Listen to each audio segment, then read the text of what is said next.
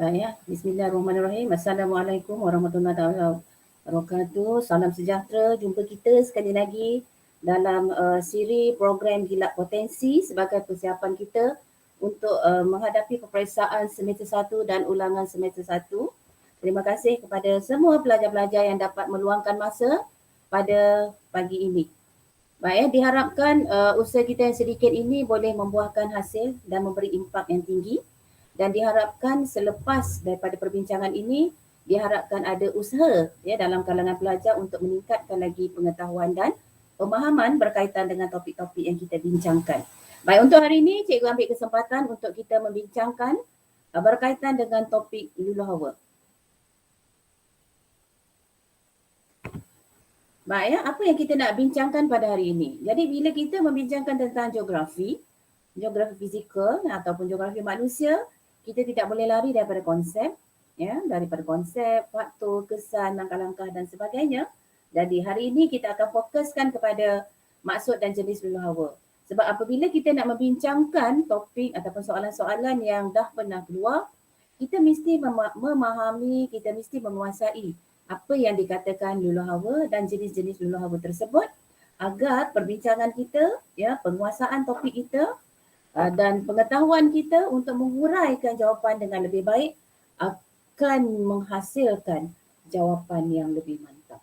Okey, jadi kita tak adalah jawapan kita tu yang umum saja, yang sesuai, kamu selalu sebut yang sesuai, ya, yang tidak kita fahami sangat. Ya, jadi dalam huraian tu sangat penting penguasaan berkaitan dengan topik kita. Baik, yang kedua nanti kita akan masuk berkaitan dengan faktor luluh hawa dan juga kesan luluh hawa. Dan kita juga akan tengok ya antara soalan ni kita boleh ubah suai hasil daripada perbincangan tajuk kita berkaitan dengan faktor dan juga kesan luluh hawa. Baik, kita pergi yang pertama. Apa itu luluh hawa? Yang kita sebut luluh hawa, apa itu luluh hawa? Dah nama pun luluh hawa. Hawa tu merujuk kepada suhu, merujuk kepada komponen-komponen yang ada dalam alam sekitar fizikal kita. Ya, okey. Jadi apa itu luluh hawa? Luluh ya merupakan proses penguraian batuan. Jadi luluh hawa ni kita merujuk kepada proses penguraian batuan di permukaan bumi secara in situ. Maksudnya apabila dia terurai, dia akan tersepai di situ. Jadi dia tak akan berpindah ke tempat yang lain. Ya, kalau berpindah ke tempat yang lain tu dah masuk tajuk berkaitan dengan pengangkutan. Ya, tajuk berkaitan dengan proses geomorfologi kita yang berikutnya. Ya, secara in situ yang boleh menyebabkan berlakunya sama ada perubahan fizikal ataupun kandungan kimia oleh ejen-ejen luluh hawa.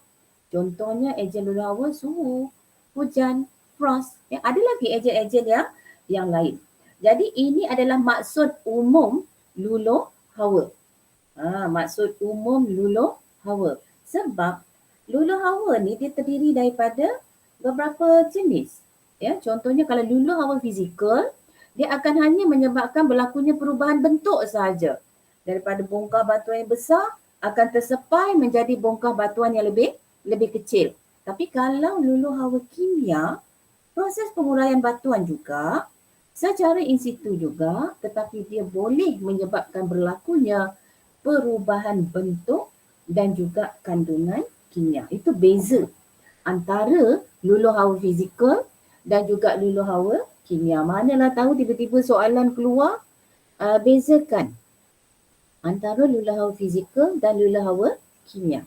Jadi kamu mesti boleh dapat membanding bezakan penguraian batuan secara in situ. Luluh hawa fizikal akan menyebabkan berlaku perubahan bentuk sahaja, manakala luluh hawa kimia akan menyebabkan berlakunya perubahan bentuk dan juga sifat-sifat kimia yang ada pada batuan tersebut. Itu luluh hawa. Ya. Baik, jadi cikgu imbas balik semula jenis-jenis luluh hawa. Jadi bila kita sebut tentang jenis-jenis luluh hawa, diharapkan kamu boleh membayangkan bagaimana proses luluh hawa tersebut berlaku. Sebab boleh juga soalan dia tanya, jelaskan proses luluh hawa berlaku di kawasan tropika lembap. Jadi kalau proses kamu boleh pilih mana-mana proses luluh hawa yang berlaku. Okey, kita tengok luluh hawa fizikal. Antara proses yang berlaku ialah proses pengembangan dan pengejutan. Cikgu tak adalah nak membincangkan semula berkaitan dengan jenis-jenis luluh hawa ni, proses-proses yang berlaku di dalam setiap jenis luluh hawa tersebut. Sebab fokus kita pada hari ini ialah untuk melihat apakah faktor dan kesan luluh hawa kimia yang berlaku. Okey, jadi luluh hawa fizikal, pengembangan dan pengejutan. Semalam pun kita dah kaitkan juga tentang luluh hawa, ya. Sebelum tu juga tajuk proses geomorfologi. Ada satu jenis proses geomorfologi kita kaitkan dengan luluh hawa yang berpunca daripada proses pengembangan dan pengejutan yang disebabkan oleh peningkatan suhu. Okey, yang kedua tindakan frost. Ya, kadang-kadang dalam buku dia akan sebut tindakan Ibn disebabkan oleh berlakunya tindakan disebabkan oleh salji ataupun suhu yang jatuh, ya, yang ke tahap beku menyebabkan berlakunya proses pembekuan ais.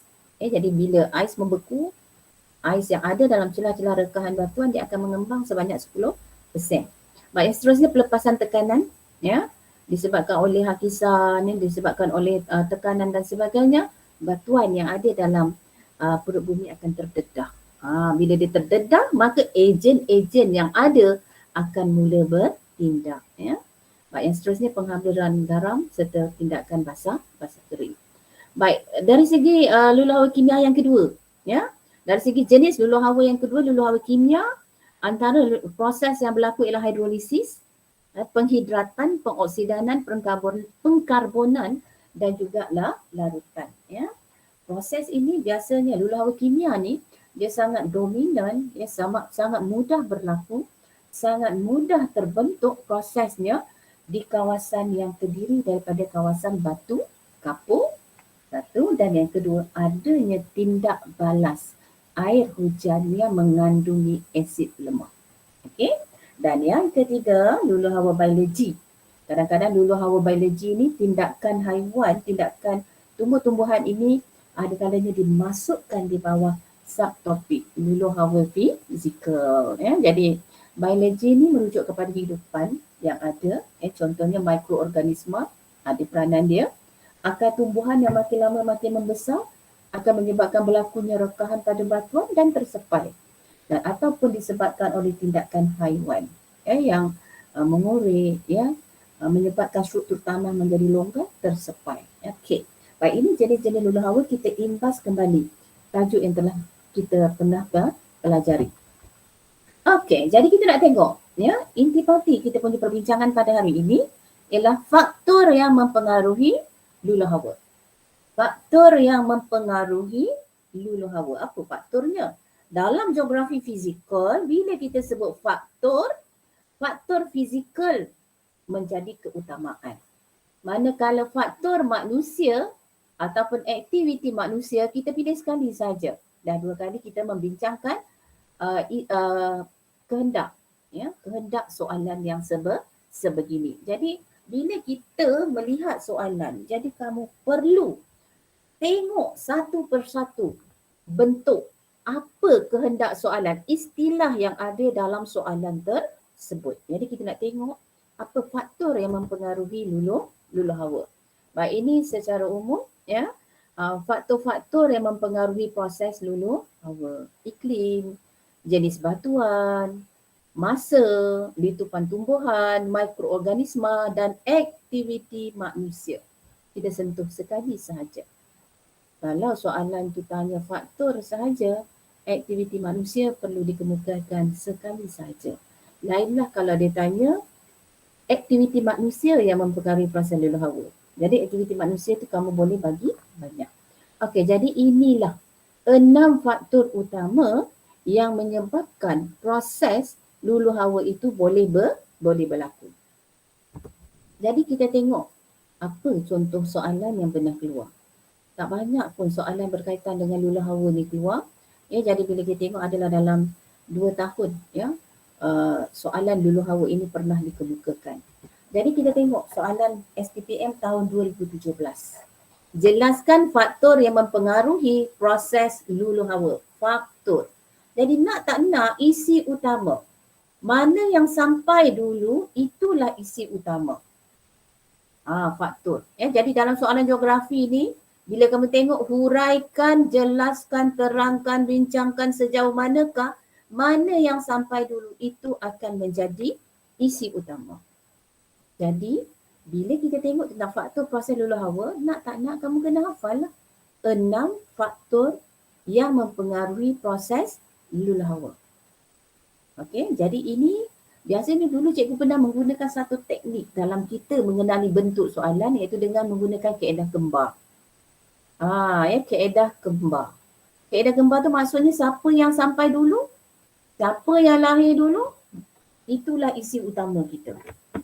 Kalau isi utama ni tak ada, automatik kosong markah. Mana yang lahir kemudian? Ni kembar 2. Mana yang lahir kemudian, itulah benda yang kita nak huraikan dalam kita punya huraian jawapan. Jadi faktor apa? Faktor luluh hawa di sesebuah kawasan. Maksudnya dia tak kecilkan skop. Di mana-mana boleh. Okey, jadi kita dah hafal tadi 6 faktor yang mempengaruhi proses luluh hawa, iklim, letupan tumbuhan, jenis batuan, masa, mikroorganisme dan juga aktiviti manusia. Jadi bagaimana kita nak menghuraikan jawapan tersebut? Okey, yang pertama dari segi iklim. Tapi kalau kamu nak sebut suhu pun boleh. Sebab iklim itu merangkumi pelbagai unsur yang ada di dalamnya. Jadi kamu boleh pilih mana-mana unsur-unsur cuaca dan iklim yang sesuai. Dalam iklim ni, unsur-unsur cuaca dan iklim, dia ada 8 komponen yang ada dalamnya. Suhu, hujan, kerpas ataupun kerpasan. Lepas tu apa lagi? Dah lupa kan? Kita tengok berkaitan dengan bahangan suria, bahangan bumi, awan, angin, tekanan udara. Jadi mana satu yang sesuai? Jadi berkaitan dengan proses luluh hawa ni, ejen yang paling sesuai ialah suhu dan hujan. Jadi kamu boleh pilih salah satu. Yang ni cikgu bagi contoh 2. Bagi contoh 2. Tapi kamu ambil satu sahaja dalam kita menghuraikan isi. Sebab bila kita nak menjawab soalan, satu isi, satu huraian sudah mencukupi. Tapi huraian yang diberikan mestilah huraian yang mantap yang menggambarkan bagaimana proses luluh hawa itu berlaku. Okey, jadi kita tengok iklim ataupun isi utama boleh tukar kepada suhu ataupun kamu boleh tukar kepada hujan, tak ada masalah. Okey, dari segi iklim ni kita ambil yang pertama suhu. Agaknya suhu yang bagaimana? Mestilah suhu yang tinggi. Kamu jangan sebut suhu sahaja. Kamu kena sebut suhu yang tinggi. 27 darjah Celsius. Contohnya di negara kita Malaysia kalau nak tambahkan. Baik, jadi bila berlakunya suhu yang tinggi, maka dia akan menggalakkan luluh hawa fizikal. Jadi dalam banyak-banyak jenis proses luluh hawa fizikal, kamu boleh pilihlah salah satu proses tersebut untuk kamu jadikan ianya sebagai huraian. Jadi kat sini cikgu ambil proses pengembangan dan pengecutan. Macam mana proses pengembangan dan pengecutan menyebabkan batuan itu tersebut terluluh hawa? Itu kamu kena sebutlah. Proses pengembangan batuan akan berlaku pada ketika suhu yang tinggi pada waktu siang. Manakala pada waktu malam suhu akan jatuh, maka bahangan yang tersimpan, tenaga haba yang tersimpan dalam batuan akan dibebaskan. Maka batuan itu akan mengalami proses pengecutan. Proses ini berulang kali, batuan akan tersepai. Itu cara kamu menghurai untuk memberikan huraian yang mantap. Kamu tak bolehlah suhu menggalakkan proses luluh hawa fizikal, maka proses pengembangan pengecutan berlaku, maka luluh hawa terjadi. Dia tak nampak menunjukkan kematangan dalam menjawab soalan. Ataupun kamu nak cerita pasal hujan. Hujan yang lebat, penerimaan hujan yang tinggi menggalakkan berlakunya proses luluh hawa kimia. Contohnya proses pengkarbonan. Apabila berlakunya tindak balas di antara air hujan dan juga batu kapur, maka batuan tersebut akan tersepai. Okey, itu contoh. Ya, kita nak bagi jawapan yang baik. Ya. Baik. Yang kedua, letupan tumbuhan. Letupan tumbuhan ni macam mana pula? Dia boleh banyak, dia boleh sedikit. Baik, kalau kurang letupan tumbuhan, permukaan tanah akan terdedah. Baik, kita nak cerita tentang apa permukaan tanah akan terdedah. Jadi ini akan menyebabkan berlakunya pelepasan tekanan ke, menyebabkan batuan tersebut mengalami proses luluh hawa fizikal ke. Ya, jadi boleh kamu kaitkan dalam mana-mana proses luluh hawa fizikal. Atau disebabkan oleh akar tumbuhan. Luluh hawa biologi. Akar pokok akan membesar, menyebabkan berlakunya rekahan, batuan akan tersepai secara in situ. Okay. Baik. Faktor yang ketiga, jenis batuan. Batu jenis apa? Yang mudah mengalami proses luluh hawa. Batu kapur. Ya, dia mudah terhakis.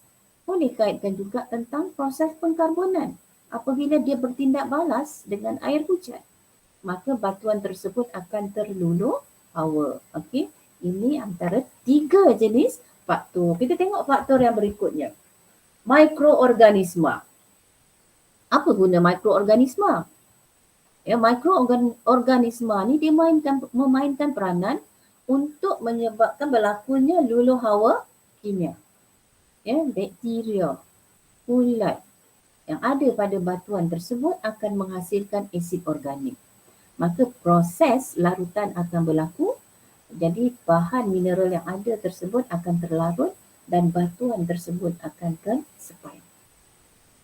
Tapi kamu boleh juga nak cerita pasal mikroorganisma ni yang menyebabkan berlakunya perebutan sisa-sisa tumbuhan, daun dan sebagainya yang akan menghasilkan humus. Humus tersebut juga akan menyebabkan terhasilnya asid organik yang boleh menyebabkan proses larutan berlaku. Baik, yang seterusnya kita tengok dari segi masa. Masa, ya. Bila kita tengok batuan yang ada tersebut terdiri daripada batuan igneous, maka masa untuk ianya mengalami proses luluh hawa akan mengambil masa yang panjang. Sebab apa? Sebab ianya terdiri daripada batuan yang keras, jadi agak sukar untuk terhakis berbanding batuan enapan. Kita kan dah belajar tentang jenis-jenis batuan, batuan igneous, batuan enapan, batuan metamorfosis. Jadi batuan enapan ni dia lebih lembut. Jadi dia mengambil masa yang agak singkat untuk mengalami proses luluh hawa. Ya? Dan yang terakhir berkaitan dengan faktor yang mempengaruhi proses luluh hawa ni ialah aktiviti manusia. Aktiviti manusia. Jadi boleh pilih mana-mana aktiviti manusia yang sesuai untuk kamu jelaskan bagaimana proses luluh hawa tersebut boleh berlaku. Baik, contoh yang pertama ialah aktiviti pertanian. Aktiviti pertanian. Ya, kamu boleh kaitkan dengan penggunaan baja kimia. Penggunaan baja kimia maka dia boleh meningkatkan berlakunya luluh hawa kimia apabila baja kimia tersebut bertindak balas dengan batuan. Jadi dalam jangka masa yang lama, batuan tersebut akan terluluh hawa. Ataupun kamu boleh ambil aktiviti pelombongan kuari, aktiviti yang meletupkan batuan. Jadi bila batuan tersebut diletupkan, maka struktur batuan tersebut akan longgar, maka batuan itu akan tersepai dan terurai. Okey, jadi 6 faktor. Sebab soalan ni 12 markah. Jelaskan. Tak ada pendahuluan, tak ada penutup, tak ada kesimpulan.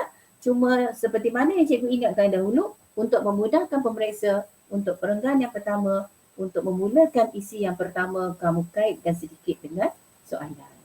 Faktor yang mempengaruhi proses luluh hawa di sesebuah kawasan ialah faktor iklim. Titik. Lepas tu kamu huraikanlah sebagaimana yang telah kita bincangkan tadi. Okey. Baik. Kita tengok soalan yang sinonim. Hampir sama dengan soalan tadi. Soalan tadi 2017. Ini ialah soalan yang sama. Ya, tetapi ada sedikit perbezaan. Okey, kita tengok kat sini. Soalan yang sama. Kalau kamu menguasai isi yang tadi, memudahkan kamu menjawab soalan ini. Contoh soalan ni nak sejauh manakah? Ya, dah 3 kali cikgu bagi contoh soalan berkaitan dengan arahan tugasan sejauh manakah. Proses luluh hawa fizikal di kawasan tropikal lembap giat berlaku disebabkan oleh aktiviti manusia. Jadi soalan ni cakap sejauh mana luluh hawa fizikal? Dia nak luluh hawa fizikal jangan cerita luluh hawa kimia, jangan cerita luluh hawa biologi. Dia nak luluh hawa fizikal saja. Sejauh manakah proses luluh hawa fizikal di kawasan tropikal lembap giat berlaku disebabkan oleh aktiviti manusia. Jadi isi utama kita ialah aktiviti manusia. Jadi kamu kena bersetuju dengan tajuk tetapi ada faktor lain. Beza kan? Tadi soalan yang pertama tadi dia nak faktor yang mempengaruhi luluh hawa di sesebuah kawasan. Yang mana fokus jawapan kita yang ini. Iklim, litupan tumbuhan, jenis batuan, mikroorganisma, masa. Manakala aktiviti manusia kita boleh pilih sekali saja. Tetapi bentuk soalan ni dia jadi terbalik. Aktiviti manusia itu sebagai permulaan pada isi kita. Tetapi memandangkan soalan ini sejauh manakah, kamu mesti mengemukakan faktor lain. Jadi kalau dia nak 6 markah, mestilah wajarannya 1/5 ataupun 5/1 ataupun 4/2 atau 3/3. Tak ada masalah. Yang mana yang kamu selesa boleh jawab dengan baik dan mantap. Jadi kalau aktiviti manusia, ini sebahagian yang cikgu bagi. Yang relate, yang sesuai dengan proses luluh hawa. Kalau nak sebut aktiviti pengangkutan, boleh juga. Nak sebut aktiviti pembinaan, boleh juga. Ada banyak. Ya, aktiviti ni sangat banyak. Aktiviti manusia ni sangat banyak. Kalau pelajar-pelajar ulangan semester 1 dia dah biasa sangat. Aktiviti manusia ni akan melibatkan aktiviti ekonomi, peringkat primer, sekunder dan tertiur. Ya, jadi ada banyak aktiviti manusia. Jadi ini antara sebahagian yang boleh kita berikan. Kalau sini kamu ambil 4, sini kamu ambil 2, dah. Cukup dah. Ya, kita punya jawapan. Jadi kamu bolehlah ambil aktiviti pertanian, aktiviti perlombongan, aktiviti perindustrian, aktiviti pelancongan. Jadi kamu kena menjelaskan bagaimana aktiviti manusia ni boleh menyebabkan proses luluh hawa fizikal begitu giat di kawasan tropikal lembap iaitu di negara kita Malaysia. Bila kita sebut aktiviti manusia, mesti ada kata kerja manusia tu buat apa?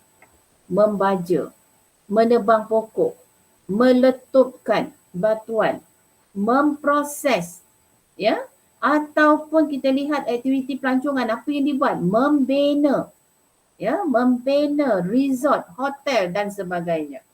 Ya, sama macam mana kita bincangkan semalam. Jadi kita kena tambah dengan faktor lain. Tapi kalau kamu dah hafal 5 yang ini, tambah lagi 1 dah memadai. Tapi kalau kamu selesa nak membincangkan aktiviti manusia yang menyebabkan luluh hawa ini berlaku, pun tak ada masalah. Asalkan kamu jelas, kamu faham apa itu luluh hawa. Batuan yang terurai, yang tersepai. Jadi macam mana batuan boleh terurai, tersepai? Okey, jadi kalau faham konsep luluh hawa, jawab soalan ini akan menjadi lebih mudah untuk ditafsirkan. Okey, kita pergi kepada kesan. Topik kita yang kedua. Faktor kesan. Baik, kesan luluh hawa. Semalam cikgu dah sebut, bila kita sebut kesan, kita mesti tengok bila luluh hawa berlaku, apa yang kita nampak. Lepas apa yang kita nampak sebagai isi utama, baru kita kaitkan dengan huraian. Okey, kita tengok contoh soalan yang pernah keluar tahun 2017. Ya, soalan geografi kita kan membawa 25 markah. Ya, jadi kalau yang tadi 12 markah, yang ini 13 markah, 25 markah. Baik, yang ini bincangkan. Semalam cikgu dah bagi bila kata tugas soalan ni bincangkan, maksudnya kamu perlu mengemukakan jawapan yang mantap. Jadi kita tengok kembar 1. Kembar 1 dia akan jadi isi utama. Dia nak kesan. lulu hawa. Dalam huraian isi nak kaitkan dengan apa? Aktiviti manusia. Nampak tak? Soalan yang tadi dengan soalan yang ini hampir sama. Kan? Jadi pergi balik kita tak lari daripada persekitaran kita tak lari daripada aktiviti manusia. Okey, jadi kita tengok kesan. Bila lulu hawa berlaku, apa jadi? Apa yang kita nampak? Okey, tanah laterit terbentuk. Stalaktit ada. Kaulin, humus. Okey, jadi itu kesan lulu hawa. Jadi nak kaitkan dengan apa? Contoh tanah laterit. Ya, apa pengaruhnya kepada aktiviti manusia? Aktiviti pertanian dapat dijalankan. Aktiviti pertanian apa? Ya, apa aktiviti pertanian yang boleh dijalankan? Tanah laterit telah menghasilkan tanah yang subur.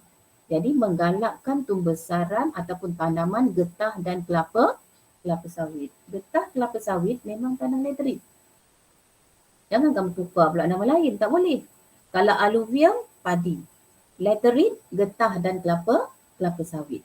Okey, jadi aktiviti pertanian dapat dijalankan kerana lulu hawa telah menghasilkan tanah laterit yang subur.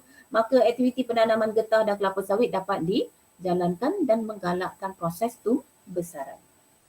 Janganlah kaitkan pendapatan lah apa ke dan sebagainya. Tidak. Sebab kita memfokuskan jawapan kita kepada kesan lulu hawa terhadap keadaan fizikal di situ dan dikaitkan dengan aktiviti manusia. Baik, yang kedua, pembentukan stalaktit ataupun kamu sebut stalagmit ataupun salah satu tiang kalsit ke, ada banyak bentuk yang terhasil kesan lulu hawa dalam gua Batu Kapur. Ada banyak. Ya. Jadi ini antara kesan lulu hawa yang boleh kita lihat. Ya, kalau kamu nak bagi yang lain pun tak ada masalah. Stalaktit, stalagmit, tiang kalsit, ya, gua Batu Kapur, ya, boleh kita masukkan. Ya, jadi apa gunanya stalaktit, stalagmit ni terhadap aktiviti manusia? Apa baiknya dia? Ianya menggalakkan aktiviti pelancongan. Kenapa pula aktiviti pelancongan boleh dijalankan di kawasan tersebut? Disebabkan oleh pemandangan yang unik, ya, ada kecantikan yang tersendiri, maka ianya menjadi tarikan kepada pelancong-pelancong sama ada tempatan ataupun luar negara. Contoh nak bagi contoh pun boleh. Ini sebab kita nak memantapkan jawapan kita. Contohnya Gua Tempurung yang terletak di Perak. Nak sebut Gua Tempurung je pun boleh. Ya, jadi kita boleh ambil contoh-contoh yang ada di persekitaran kita untuk kita mengukuhkan jawapan. Baik, yang ketiga, kesan lulu hawa dia akan menghasilkan kaulin. Ya, jenis tanah yang terhasil iaitu kaulin. Yang dekat dengan sekolah kita, dengan kolej kita. Jadi apa gunanya untuk aktiviti manusia? Aktiviti perindustrian dapat dijalankan. Kenapa? Sebab dia merupakan sumber bahan mentah utama untuk industri pemprosesan, IKS, buat tembika, buat pasu dan sebagainya. Okey. Kesan lulu hawa yang seterusnya dia akan menghasilkan humus. Kan? Kesan lulu hawa dia tak tanya pun. Dia nak tanya lulu hawa fizikal ke? Dia nak tanya lulu hawa kimia ke? Dia nak tanya lulu hawa biologi ke? Tak ada. Jadi kamu boleh ambil mana-mana kesan lulu hawa. Ya, dia tidak terhad kepada satu jenis lulu hawa. Jadi soalan tu nak kena baca habis-habis jugalah. Tiba-tiba kat sini dia nak bincangkan kesan lulu hawa kimia. Sangkut nanti. Ya. Ada yang tidak berkaitan. Ya. Baik, kalau dia tanya macam tadi, ya, sejauh manakah kesan lulu hawa fizikal? Dia nak lulu hawa fizikal sahaja. Okey, jadi humus, apa pentingnya kepada aktiviti manusia? Dia akan menggalakkan aktiviti pertanian. Kamu nampak tak? Atas ni cikgu bagi contoh aktiviti pertanian. Dekat bawah pun aktiviti pertanian. Dia boleh berulang ke? Untuk kembar dua. Untuk soalan yang berkait dengan aktiviti manusia, kembar dua, ya, soalan yang datang kemudian ni, kehendak soalan ni, ianya boleh berulang. Tetapi kalau kesan, dia kembar satu, ya, yang kita jumpa dulu, yang lahir dulu dalam soalan ni, kita tak boleh ulang. Kalau ulang, dia akan jadi awarded. Tak ada markah. Contohlah stalagmit kamu buat, stalaktit kamu buat lagi yang perenggan yang kedua. Tak boleh. Sebab benda yang serupa. Okey. Jadi humus ni untuk apa? Aktiviti pertanian, tanah yang subur yang terhasil daripada proses peruputan mikroorganisma, tumbusan, menggalakkan proses pembesaran tanaman, menghasilkan produktiviti. Okey. Baik, yang seterusnya, apa lagi yang berlaku? Kesan daripada luluh hawa. Dia akan menyebabkan berlakunya pembentukan gua batu kapur. Gua batu kapur. Jadi aktiviti pelancongan ataupun tempat ibadat boleh dilakukan. Contohnya batu cave. Kamu sebutlah kenapa pula aktiviti pelancongan tu boleh berlaku. Sama macam tadilah, pemandangan yang unik, keistimewaan, lepas tu persekitaran yang menarik, yang mengagumkan, jadi itu boleh kamu kemukakan, Dan yang terakhir, luluh hawa kimia ni juga boleh menyebabkan pembentukan gerbang laut, batu tunggul. Dia bukan semata-mata disebabkan oleh hakisan pinggir pantai. Hakisan pinggir pantai pun terjadi. Luluh hawa juga boleh berlaku basah kering secara berulang-ulang. Kan tadi dalam luluh hawa fizikal ada satu proses basah kering secara berulang-ulang. Maka kawasan tebing yang ada di kawasan pinggir pantai dia akan terluluh hawa. Ataupun kawasan tersebut mengalami proses pengembangan dan pengecutan. Maka dia boleh menghasilkan bentuk muka bumi di kawasan pesisir pantai. Contohnya kamu nak bagi contoh gerbang laut. Jadi apa boleh buat kat situ? Aktiviti pelancongan boleh, aktiviti rekreasi boleh.